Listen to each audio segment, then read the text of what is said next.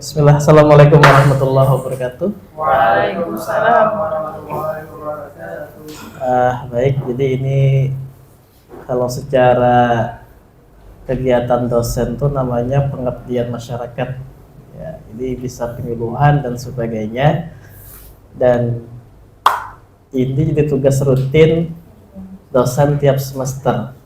Kalau saya biasanya suka di KP-KP kalau acara seperti ini ya. Baik, ada 3 narasumber sebenarnya, tapi poinnya adalah kita di sini sama-sama berdiskusi tentang temanya pengelolaan uang.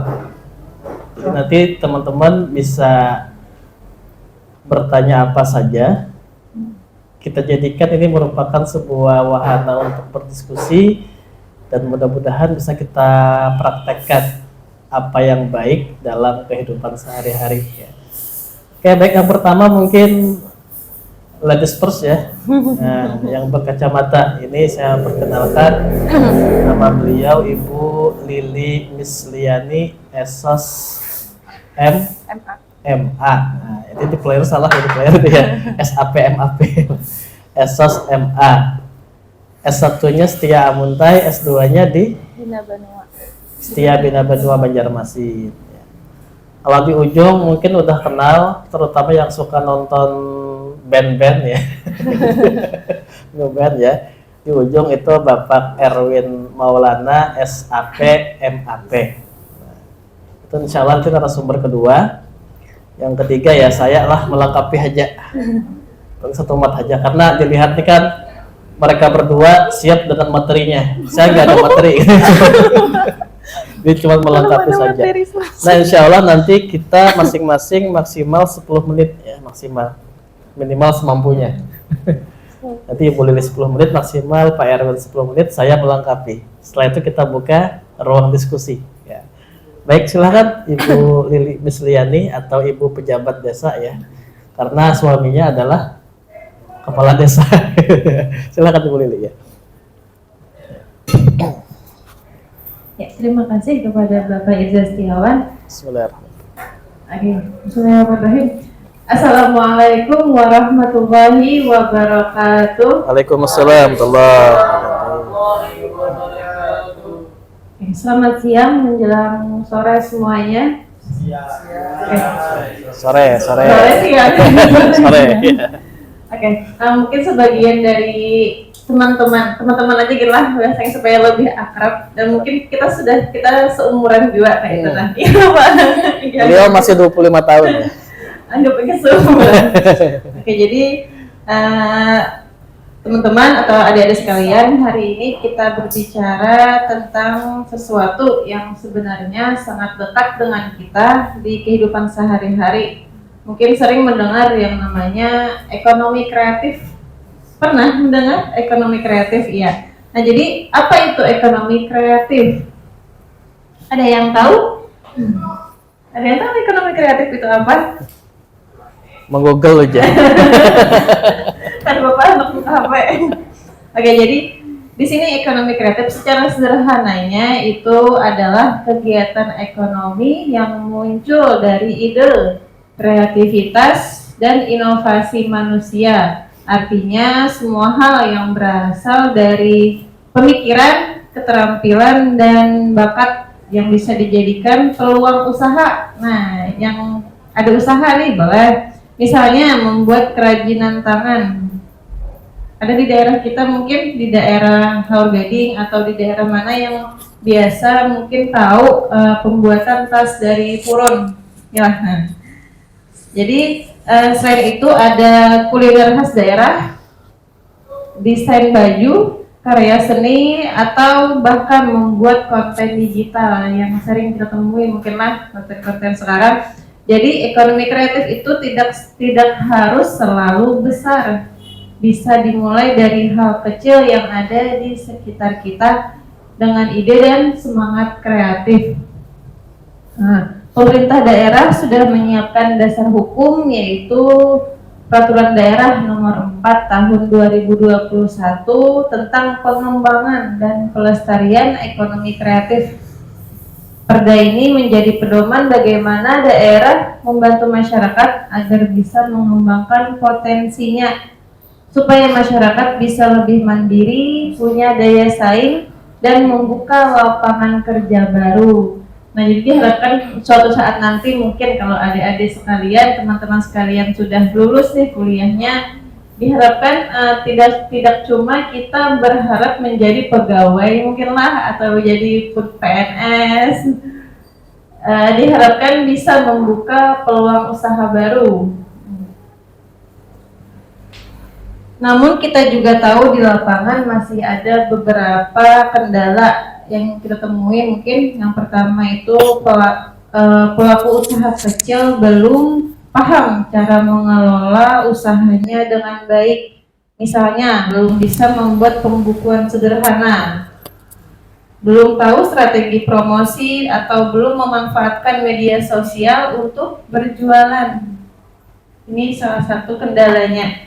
Yang kedua, masih banyak yang kesulitan mendapatkan modal atau akses pasar yang lebih luas. Dan yang ketiga, kerjasama antar pemerintah. Nah, kerjasama antar pemerintah, pelaku usaha dan pihak swasta masih belum diperkuat. Jadi itu perlu kerjasama dengan pemerintah daerah. Nah, di sini pentingnya kegiatan hari ini melalui pengabdian masyarakat ini, kami ingin membantu adik-adik atau teman-teman lebih memahami isi manfaat dari Perda Nomor 4 Tahun 2021, sekaligus belajar bagaimana mengembangkan usaha kreatif yang lebih mandiri dan berkelanjutan. Kita akan belajar bagaimana menggali potensi lokal di sekitar kita, mengelola usaha dengan baik, memanfaatkan teknologi digital untuk pemasaran, dan membangun jaringan kerjasama antara pelaku ekonomi kreatif. Nah, harapannya setelah kegiatan ini teman-teman sekalian tidak hanya tahu peraturannya saja, tetapi juga bisa mengambil manfaat nyata dari ekonomi kreatif, sehingga bisa membantu meningkatkan kesejahteraan keluarga dan masyarakat di sekitar kita. Mari kita jadikan kegiatan ini sebagai langkah awal untuk berinovasi, berkolaborasi, dan berdaya bersama. Nah, jadi mungkin itu sedikit pemaparan dari Ibu. Kurang lebihnya ulun mohon maaf. Wallahul muwaffiq ila aqwamit thoriq. Wassalamualaikum warahmatullahi wabarakatuh. Waalaikumsalam. Lanjut dengan Pak Erwin, Pak. Lanjut, silakan Pak Erwin. Tadi ini, Pak.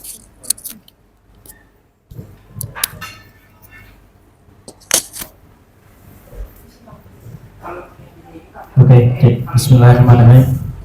Assalamualaikum warahmatullahi wabarakatuh. Waalaikumsalam. Terima kasih kepada Pak Ega Setiawan dan Bu Lili atas kesempatannya, dan teman-teman sekalian yang telah berhadir. Mungkin sudah berapa kali kita, mungkin yang ini yang kedua bergabung lah lawan Pak Eza. Berapa dulu kita? Dulu waktu kami seperti di Telkom ya. Ya. Nah, ini alhamdulillah diberi kesempatan lagi bertemu teman-teman sekalian. Jadi kita sambil sharing saja, mungkin tentang cara bijaksananya kita mengelola keuangan dalam sehari-hari atau per bulan gitu ya. Jadi ada beberapa yang mungkin ulun paparkan tentang keterampilan mengatur keuangan. Nah, keterampilan tentang mengatur keuangan itu kita anggap adalah seninya kita dalam mengelola keuangan. Dimana kalaunya kita konsumtif secara impulsif, mungkin kita akan mengarah lebih kesusahan dalam menghidupi kita sehari-hari. Jadi ada beberapa yang mungkin akan ulun coba gambarkan dalam bijaksananya kita dalam mengelola keuangan. Terus yang pertama itu mungkin kita coba gambarkan dengan cara membuat anggaran bulanan. Misalkan pendapatan kawan-kawan kalau misalkan nanti bekerja, misalkan 1 juta misalkan dalam 1 bulan, oh kita tuh harus bisa menggambarkan dalam 1 juta ini kita bertahan hidup selama 1 bulan gitu ya. Mungkin bagaimana sih cara membaginya? Jadi ada konsep yang ulun baca dengan cara kita membagi 50, 30 dan 20, di mana 50% itu adalah kebutuhan primer kita. Kebutuhan primer kita itu adalah biaya bulanan yang wajib. Contohnya mungkin bayar listrik, bayar ledeng misalkan gitu, atau kebutuhan pokok dalam kita menghadapi setiap hari kita. Terus kebutuhan sekunder. Kebutuhan sekunder itu mungkin lebih ke arah self reward kita. Self reward kita mungkin kita santai-santai di kopi, kita minum kopi gitu kan. Nah, itu mungkin lebih jatuhnya ke kebutuhan sekunder. Dan 20% itu ulun anggap adalah, maaf, bahasa agak sakit, uang haram. Uang haram itu maksudnya uang yang nggak boleh kita gunakan sama sekali untuk masa depan kita. Nah, mungkin itu salah satu cara ulun menyikapi perbulanan dalam kehidupan sehari-hari. Kenapa jadi begitu? Jadi mungkin uang haram itu maksudnya bisa kita gunakan untuk kebutuhan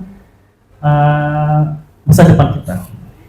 Nah, masa depan kita itu kan ada jangka pendek dan jangka panjang. Jangka panjang mungkin ke anak cucu kita, kalau jangka pendek mungkin ke pribadi kita, mungkin misalkan liburan apa segala macam mungkin kita bisa gunakan gitu ya. Nah, terus yang kedua itu kita harus bisa memisahkan kebutuhan dan keinginan. Contoh, prioritas kebutuhan pokok itu seperti makanan, tempat tinggal, dan transportasi kehidupan sehari-hari. Yang kedua itu adalah tunda pembelian impulsif. Nah, kebanyakannya kita sekarang ini kan lebih sering memegang handphone, apalagi sudah membuka Shopee nih, membuka Tokopedia misalnya, scroll TikTok, ada COD nih, gue langsung klik misalkan, wah nah nyaman nah baju hanya aja, klik COD. Padahal kita tuh nyaman naikin bayarnya kayak naikin, kita pikirkan kayak apa bayarin, kita klik dulu. Nah lalu kan jadi kebutuhan impulsif jadinya lah. Nah, lebih baiknya kita itu membuat daftar belanja kita. Daftar belanja kita, mampulah kira-kira kita nih belanja ini dalam memenuhi kebutuhan kita dalam bulanan gitu ya. Terus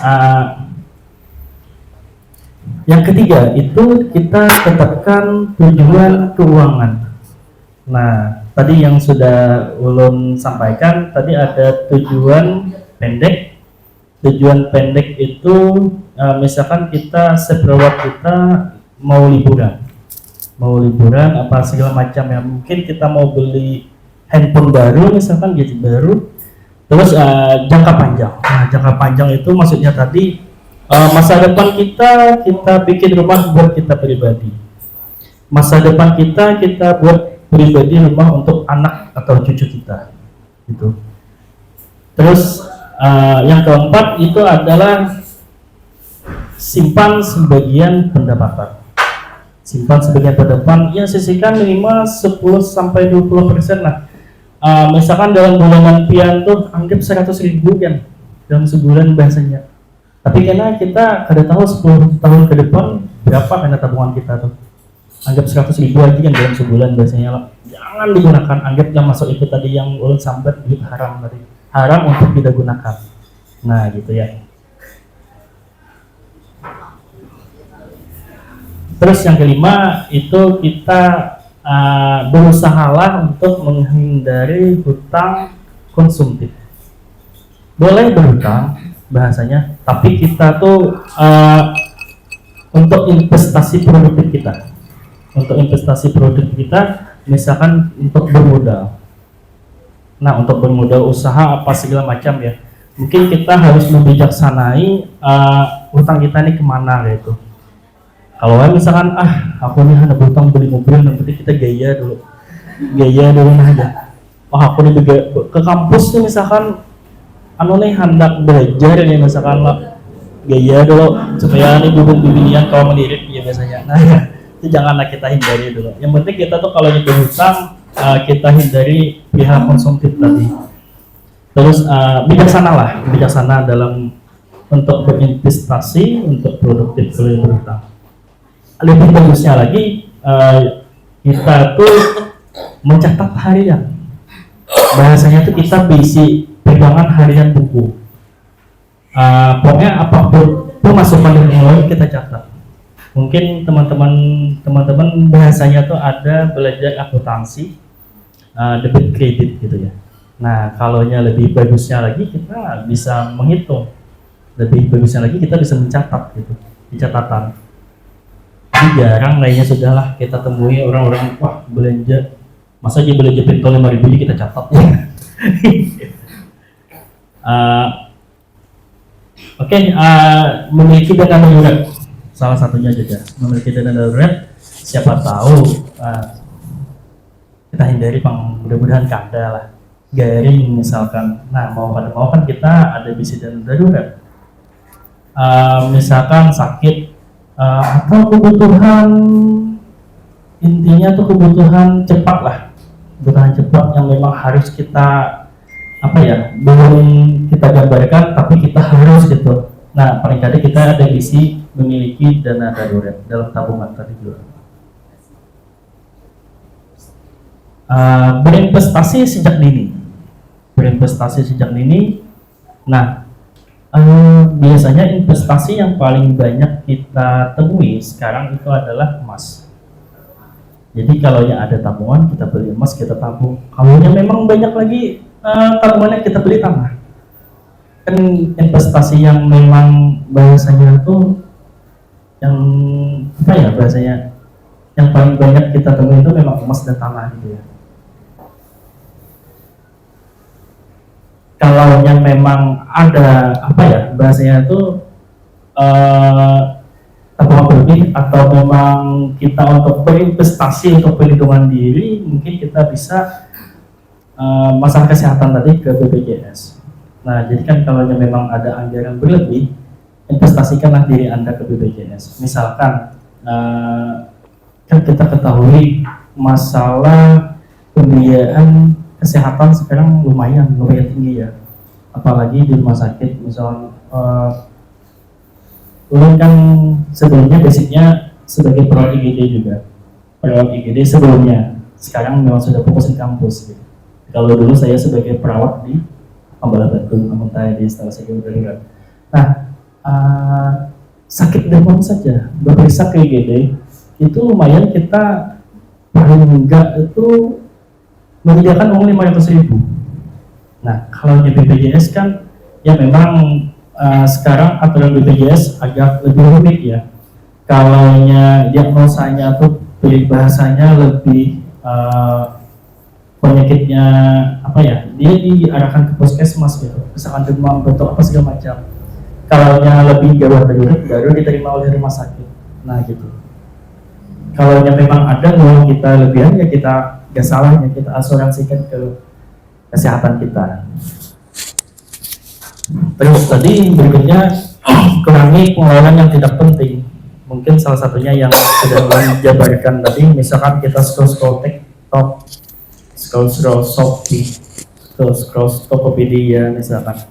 Secara jari kita ini berbahaya jadinya kalau kita main handphone. Apalagi otak kita, baju bagusnya baju oversize bagusnya aja. Tiba-tiba klik, kita tuh kada sadar. Apalagi kan cara-cara digitalisasi pembelanjaan sekarang ini memang lebih lebih menggoda dengan cara Shopify misalkan. Kawa ini bayarnya per bulan kawanya ada nih COD kawa aja karena kita dibayar pas datang barangnya ya. Nah itu kan menggoda kita sebenarnya. Makanya pola pikir dan jari kita ini terkoneksi berbahaya gini ya kalau kita membuka itu ya. Mungkin kita tahan nih bahasanya. Intinya mengurangi pengeluaran impulsif tadi. Terus di akhir bulan, saran ulun kita tuh harus selalu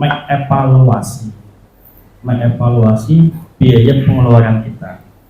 Nah, contoh tadi yang misalkan yang kita ulangi dari pertama tadi perihal kebutuhan primer, kebutuhan sekunderi, dan ulun anggap mohon maaf uang haram. Nah, kebutuhan primer tadi kita butuhnya berapa? Misalkan listrik kita bayar 400.000 sebulan. Terus ledeng kita bayar itu sekitar 80.000 misalkan. Kebutuhan transportasi, kebutuhan buat kita tuh lebih bagusnya mengevaluasi. Jadi lebih baiknya itu Waalaikumsalam. silakan masuk. Ustadz Al-Faruq silahkan. Oh siap. Sama juniornya ya di dalam perut ya. Terus Ada kursi ya lagi. Oke, intinya tadi evaluasi pengeluaran kita secara per bulan itu lebih baiknya lagi. Mungkin itu saja yang dapat ulun sampaikan. Mungkin ada tambahan dari Pak Irja atau Bu Lili, silakan. Assalamualaikum warahmatullahi wabarakatuh. Waalaikumsalam. Oke, lanjut. Saya cuman menambahkan saja. Mungkin agar mudah kita berangkat dari sebuah kisah ya. Biasanya kalau berkisah tuh lebih mudah untuk dicerna. Berangkat dari seorang motivator yang sudah melanglang buana. Artinya motivator ini sering mengisi acara di mana-mana. Bahkan ketika dia di atas panggung dia suka bilang sukses gitu. Pasti bisa, seminar gitu ya. Narasumber motivator ya. Ini kisah nyata sekitar tahun 2011. Seorang motivator yang jam terbangnya tinggi, sering berbicara tentang bisnis. Dia sering keluar kota juga, mengatakan dengan semangat berapi-api, sukses pasti bisa dan sebagainya. Kemudian dia pulang ke rumah. Ketika pulang ke rumah, memang dia penghasilan sudah sekitar 20 juta sampai 30 jutaan di tahun 2011. Ketika dia pulang ke rumah sekitar jam 2 pagi, istrinya itu membangunkan dia. Kenapa? Susu anak habis. Nah, akhirnya dia yang sudah letih lelah lesu gini kan seharian, sukses motivator ya, menstarter mobilnya untuk ke minimarket terdekat membeli susu anak. Nah, ternyata ketika dia mau narik di ATM nggak keluar, narik 50.000 nggak ada, narik 100.000 nggak ada juga, padahal penghasilannya sekitar 20 sampai 30 juta rupiah. Apa yang salah nih? Ketika dia cek saldo, ternyata saldonya kurang dari 50.000. Kemudian dia berpikir, di mana salahnya nih? Padahal tadi pagi dia dapat duit langsung bayar angsuran, gitu. Dan dia bingung kemana duitnya nih? Dia terawang lah. Akhirnya dia menyadari mobil 3 punya, tapi semuanya kredit. Rumah kredit juga, motor kredit, sampai mesin cuci kredit ya, 2 tahun. Mesin cuci kredit. Di situ baru dia berpikir, oh ini masalahnya. Masalahnya apa? Masalahnya adalah dia memang punya penghasilan yang luar biasa, sekian puluh juta, tapi hanya dapat duit langsung bayar angsuran. Semuanya kredit, dari mobil, motor, rumah, sampai mesin cuci. Tersadarlah dirinya tidak bisa beli susu anak. Padahal di luar dia sering seperti ini, motivator, sukses, pasti bisa, luar biasa, gitu kan. Berapi-api, tapi uangnya selalu nol nih. Susu anak nggak bisa. Ya, akhirnya dia coba diskusi sama istrinya, apa yang salah, gitu ya. Dia mengira dulu bahwa dengan punya mobil yang banyak, dengan punya rumah yang luar biasa besar, itu bisa membahagiakan istrinya. Padahal kata istrinya, dia nggak butuh itu, cuman ingin butuh didengar saja gitu. Nah, itu kalau mau tahu, nama beliau adalah Arli Kurnia. Beliau guru saya. Meskipun belum pernah bertemu secara langsung, tapi saya suka baca buku-buku beliau dan sering juga melihat cuplikan video beliau, bagaimana beliau hijrah dari riba. Semuanya riba tuh, rumah riba, motor riba, mesin cuci pun riba. Nah, jadi kita belajar ternyata lewat riba inilah yang paling menghancurkan pengelolaan keuangannya. Akhirnya dia sadar, dia coba hijrah, semuanya dia jual. Yang dulunya rumah besar dia jual, pindah ke kontrakan. Kemudian mobil yang 3 buah dia lepaskan semua untuk bayar hutang semuanya. Sampai hutangnya itu tersisa sekitar 40 juta rupiah lagi. Semua dia udah lepaskan, rumah lepas, pindah ke kontrakan, mobil dia lepas dan sebagainya. Teman-temannya mengatakan dia bangkrut. Padahal dengan seperti itu pikirannya lebih tenang.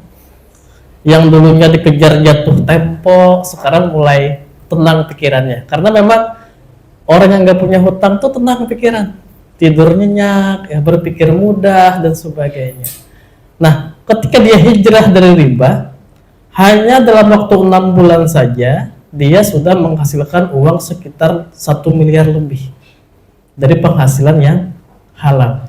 Itu luar biasa tuh kisah beliau. Kalau mau lihat, cari aja di YouTube itu Arli Kurnia. Dan saya sangat banyak belajar dari beliau, ya. Dan dari beliau lah akhirnya yang menyadarkan saya. Alhamdulillah saya saat ini pun kondisi saya saat ini bebas dari hutang. Cicilan nggak ada, ya kan? Ya hidup seadanya lah. Oke, sekarang kita berbicara pengelolaan uang. Apa sih yang berhubungan dengan pengelolaan uang itu? Secara teori mengatakan adalah penghasilan dikurangi pengeluaran. Itu teori yang biasanya ya. Tapi kadang kita bisa melihat fenomena yang ada, penghasilan kita selalu habis. Nggak ada tabungan nih. Bagaimana caranya nambah penghasilan? Penghasilan bertambah, habis juga soalnya. Gaji bertambah, tetap habis. Di mana salahnya? Artinya teorinya bukan penghasilan dikurangi pengeluaran, bukan. Tapi penghasilan dikurangi ego kita.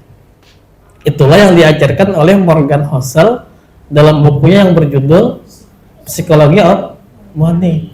Ego kita itu luar biasa. Nah, jadi sebenarnya yang berhubungan dengan pengelolaan keuangan itu adalah bagaimana kita berhubungan dengan pendapatan dan ego kita. Kadang kita buka Shopee, keranjang sampai 99. Check out kada lah. Cuci mata aja gitu, nah. Masuk ke keranjang, check out kada, nanti dihapus. Itulah kerjaan saya tiap bulan. Oh, ada buku Bernard Russell nih, judulnya Sejarah Filsafat Barat, masukkan di keranjang. Tunda, hilang, saya hapus. Kemudian tertarik sama buku 7 Filsafat Teori, masukkan, nanti tunda, hilang. Kemarin Kacar lawan jaketnya Leon S. Kennedy, tahu? Kacar sama jaketnya bagus banget ya. Masuk keranjang 2 bulan, 3 bulan, 4 bulan, saya cek out. Tunda dulu mikir, nukarkah kadakah? Akhirnya kemarin saya beli itu pun setelah 4 bulan di keranjang. Ketika penghasilan sudah ini, dan memang ada keinginan, ada kebutuhan. Itu kan keinginan tuh. Mau nggak mau kita perlu juga yang berhubungan dengan apa yang kita inginkan, tapi perlu pemikiran yang panjang. Nah, jaketnya saya pakai kemarin ketika kita seminar di Aula Mahmudin, ya. Dikira apa garing nggak pengen jaket pak, mah kalau di fashion. Jangan ada garing nggak pengen pak berjaket, ada nih mau jaket, nggak ngerti gitu kan. Nah itu contoh ya, artinya apa? Artinya memang ego kita coba kita turunkan. Karena kalau ego kita nggak diturunkan, sebesar apapun penghasilan kita akan selalu habis. Kemudian memang ada keadaan yang terkadang kita mempunyai hutang. Ya kalau bisa dihindari hutangnya. Kalau saya tuh mencegah hutang dengan cara melihat hadis-hadis yang berhubungan dengan hutang, bahaya hutang ya. Salah satunya adalah tidak disolatkan oleh Rasulullah, orang yang meninggal dalam keadaan berhutang. Yang kedua, di akhirat nanti tidak ada lagi dinar dan dirham. Jadi kita membayar hutang dengan cara amal ibadah kita atau dosa kita yang di itu ya. Nah itu yang jadi efek cegah hutang. Tapi memang ada keadaan darurat yang berhubungan dengan hutang. Nanti kita coba cari solusinya seperti apa. Kita bagi 3 dulu. Hutang itu kalau kita berhutang antara 1 juta sampai 10 juta, itu biasanya terjadi karena kebutuhan, aspek mendesak, entah buat makan atau biaya pendidikan. Kalau hutangnya antara 1 juta sampai 10 juta. Kalau hutangnya adalah kurang lebih 100 juta, itu biasanya berhubungan dengan gaya hidup. Nanti solusinya beda-beda ya pemecahannya. Kalau ada yang berhutang kurang lebih 1 miliar, itu biasanya kesalahan dalam manajemen bisnis. Beda urutan hutang, solusinya juga berbeda. Ya. Yang pertama tadi kalau ada berhutang antara 1 juta sampai 10 juta, itu biasanya karena kebutuhan mendesak, entah buat makan kayak yang kurang atau terdesak biaya pendidikan dan sebagainya gitu ya.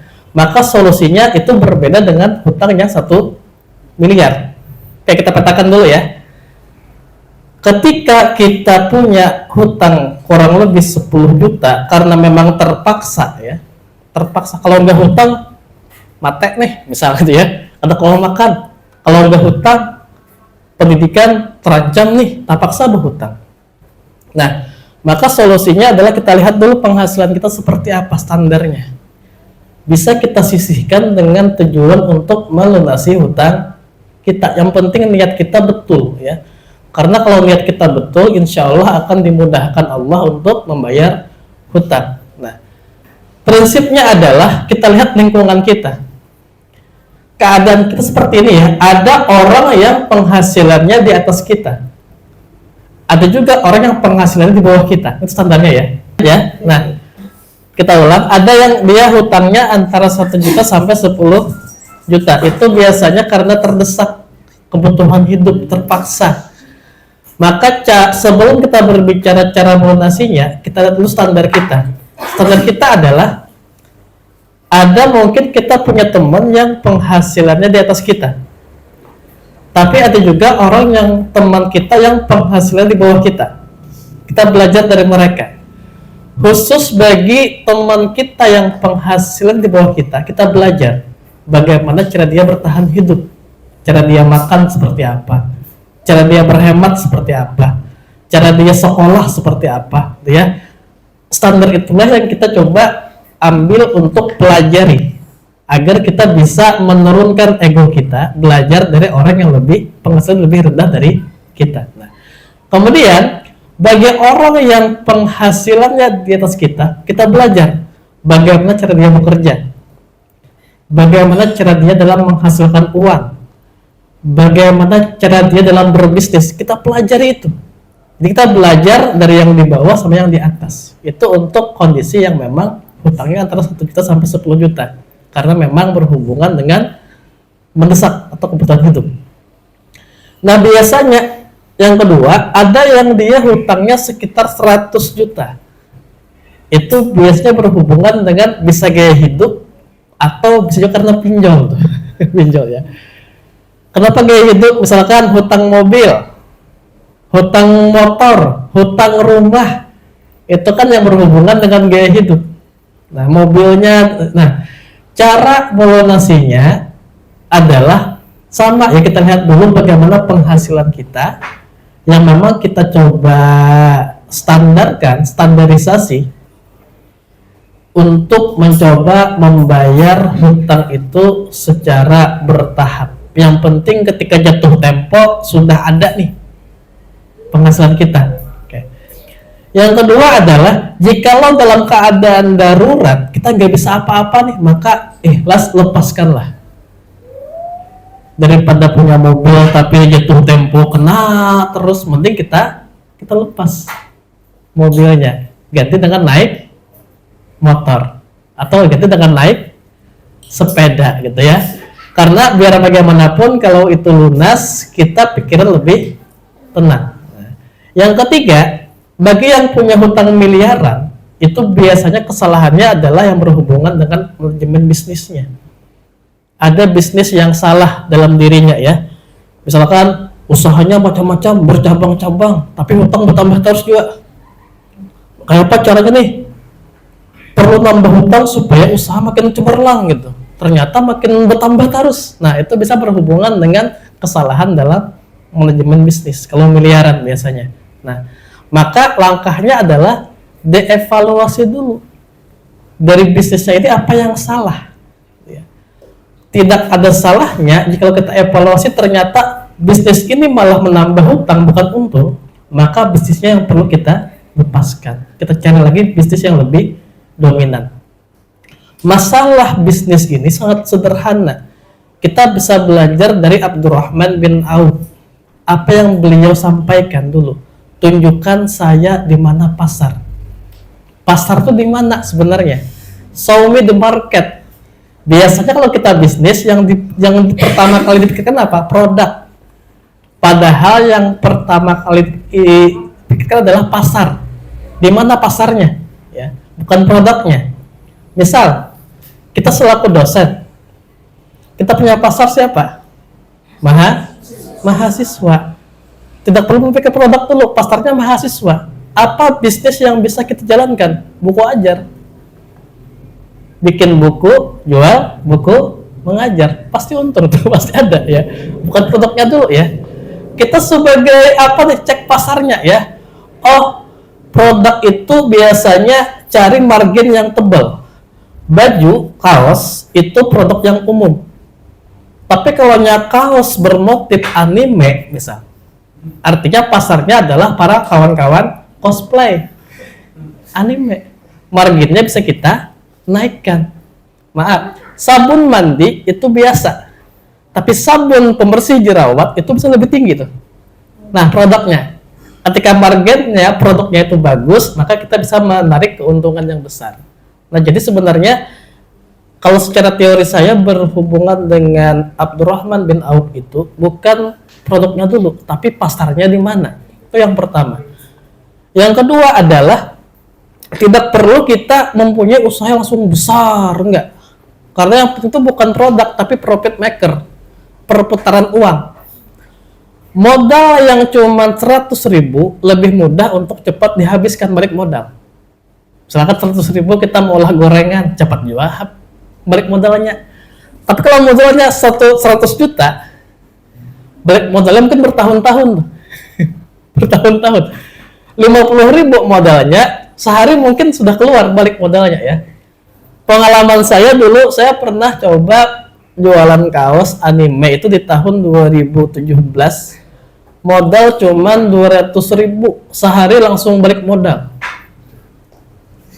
Modalnya dulu 50.000 selembar, saya jual 100, 4 lembar. Payu sehari 4 lembar, langsung dapat ujungan. Putar lagi. Bukan banyak produk, tapi adalah kecepatan perputaran duit. Sampai saya tuh punya penghasilan lebih dari 3 juta per bulan. Hanya jualan kaos di tahun 2017. Sebelum ada Shopee ya, masih yang online COD yang Bakandaraan. Di mana lokasi? Oh, di Desa Keludan. Hapun dia mantarakan dulu tuh. Dapat ujungan. Di mana Betambuan tuh? Candi Agung. Ya silakan Betambuan jualan kaos dapat tuh. Itu pengalaman saya di tahun 2017 dulu. Sekarang kan saya bisnisnya apa? Buku ngajar. Setiap tahun ada terus penghasilan ya kalau dibuka 8 juta, 10 juta itu ya. Dengan modal yang sekali nulis bisa untuk selamanya. Cetak. Karena pasarnya siapa? Mahasiswa. Meskipun saya tidak memaksa. Wajib nukarlah kadang kan. Yang mau beli silahkan. Yang kadang kan Bapak juga, tapi payuhat harus naik. Karena pasarnya pas. Nah, jadi sebenarnya bukan produknya, tapi cek di mana pasarnya. Nah, oke. Itu mungkin dari saya karena kita insya Allah lebih condong ke diskusi ya, biar mudah. Akhir kata, Assalamualaikum warahmatullahi wabarakatuh.